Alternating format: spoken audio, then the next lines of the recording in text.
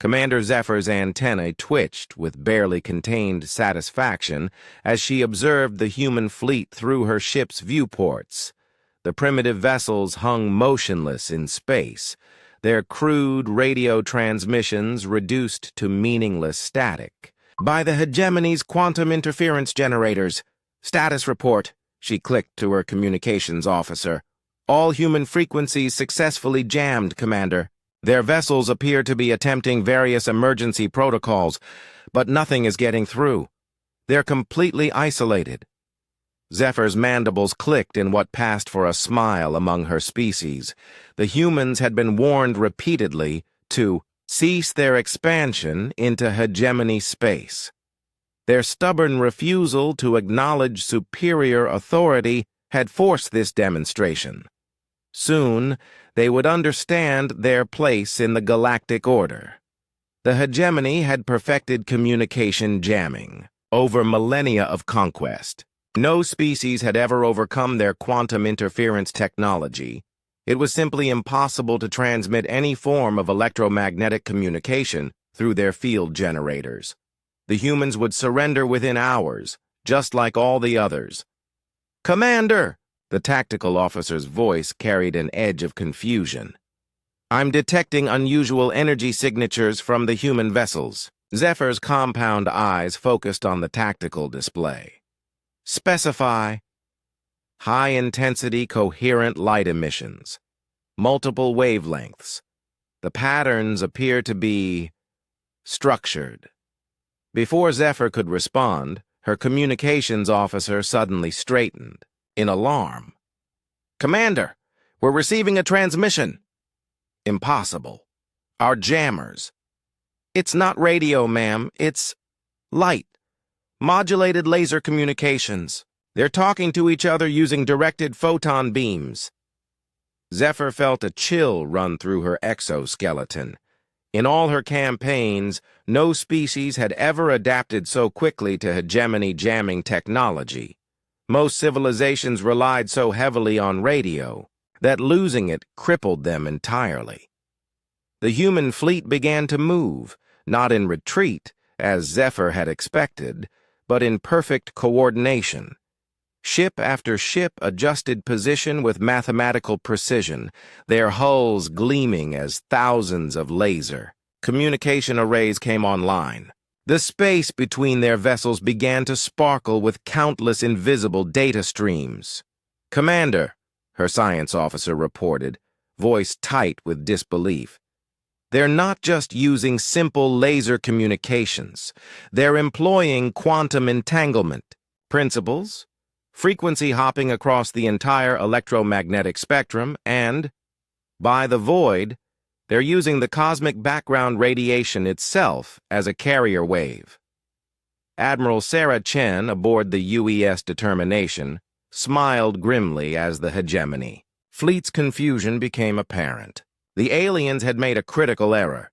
They had assumed humanity's reliance on radio communications was due to technological limitation rather than preference. "Signal the fleet," she ordered. "Execute Protocol Lighthouse." Across the human armada, every ship's hull transformed into a communication array. Pulse lasers, quantum communicators, neutrino beams, and gravitational wave generators activated simultaneously. The humans hadn't just prepared for communication jamming, they had weaponized light itself. The first salvo of information warfare struck the hegemony fleet like a tsunami. Precise laser bursts carrying quantum viruses penetrated their optical sensors. Modulated gamma rays infected their computer systems with recursive logic bombs. Even their quantum jammers, designed to disrupt electromagnetic signals, became unwitting receivers for the humans' gravitational wave communications. Commander Zephyr watched in horror as her ship's systems began failing one by one. The humans weren't just talking to each other. They were talking to her equipment, speaking directly to every photosensitive component aboard her vessel. "How?" she whispered, her translator struggling to process the concept. The answer came in the form of a tightly focused laser transmission that bypassed her ship's communication systems entirely, speaking through the emergency lighting in her command center. The lights pulsed in perfect hegemony standard. "You jammed our radios. You did not jam physics." Dr. Elena Vasquez, Earth's chief communications engineer, had spent 5 years preparing for this moment. The hegemony's reputation for communication jamming was legendary, but they had made one crucial assumption: that advanced civilizations would abandon older technologies in favor of newer ones. Humanity had never made that mistake. When the first radio signals were jammed, Earth's quantum communication network activated. When the aliens tried to disrupt that, the laser communication grid came online.